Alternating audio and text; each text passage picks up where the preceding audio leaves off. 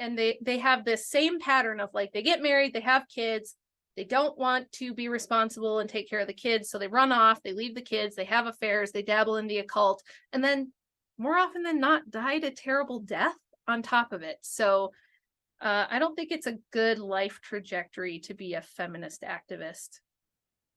Wouldn't recommend it. Yeah, this sounds like, I mean, and we find the same thing with a lot of the occultists too. Like they have these early and ignominious demise that, you know, puts the period at the end of their life. Especially like with Crowley, he dies like a, you know, broke heroin addict.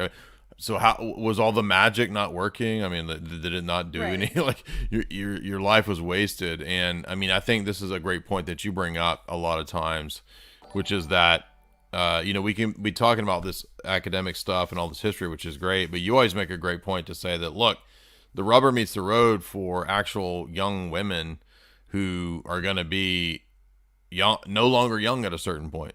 Yes. And if you bought into this, like, who do you think is going to be helping you out and taking care of you when you're 50, 60? The state? The state's going to cook you and make you into compost, dude. What are you talking about? Yeah. Who's going to be taking care of you if you don't pair bond?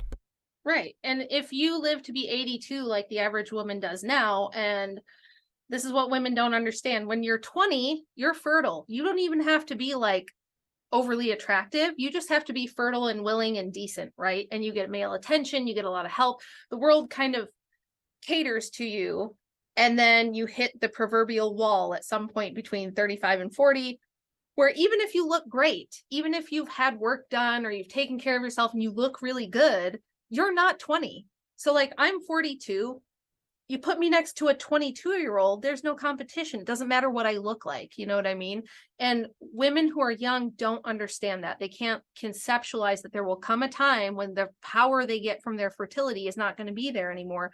And another 40 years is a long time to live if you built your whole life around your fertility or your sexual attractiveness. And feminism promotes sexual power, that women should use their sexuality for control and for power. It's in every pop song, every hip hop song, every movie. You know, beat these men at their own game, control them with, you know, your female sexuality. And it's like, that's a very short period of your life that you even have an option to do that. And doing that is wicked for lots of reasons. It's projecting your will. It is magic. It is demonic. You know, that's what Anton LaVey said was to do, you know, it's a form of witchcraft, right? Where it's like you do whatever you can to gain control of everybody else at their expense, and live it up while you can, because we're all going to die. And that's a very atheistic sort of, you know, hedonistic approach to it. But, more perceptive people than Anton LaVey understand the power of this kind of stuff over society. I mean, even Plato, we critique Plato all the time, but Plato understood that if you let the passions run wild in a society, it actually leads to the dissolution of the society. And that's precisely what this is, because as you're saying, you couldn't have the cultural, the sexual revolution without this revolution, right? Yeah. Well, and like you were just saying a minute ago about male sacrifice, you can't hardly scroll through social media now without seeing some public school teacher teaching kids about gender ideology.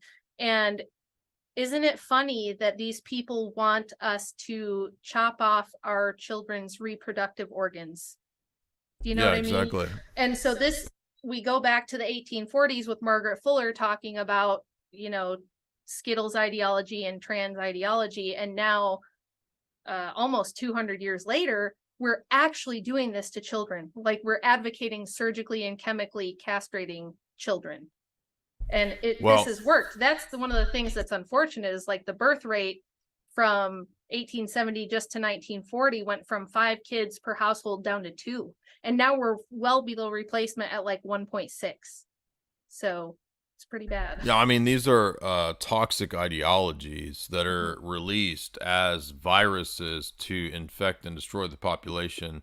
We know about or we think about viruses, whatever, you know, whatever anybody thinks about viruses at a cultural level, like, oh, everybody's going to get sick from this bioweapon. But these are ideological and spiritual bioweapons that do the exact same thing on another level. It's another type of warfare. And if people don't understand that we're under civilizational warfare. They don't understand Yes.